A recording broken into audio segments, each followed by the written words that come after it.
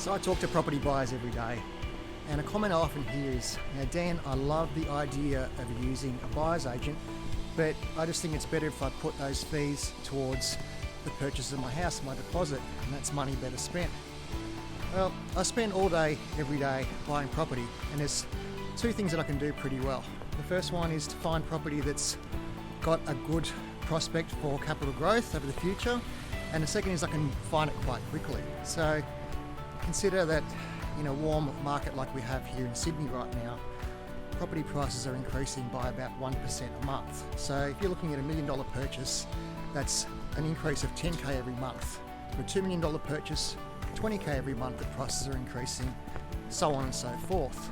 So for every month you don't buy, it's actually costing you a lot of money. But that's not even the worst part. Let's just imagine that you're pretty savvy with property and you manage to buy quite well, you don't overpay, and you find a great home in the right suburb on the right side of the street, and that property increases in value by 4% every year over the next decade. Now let's just imagine that I could find just a slightly better property that grows in value by 5% every year for the next decade.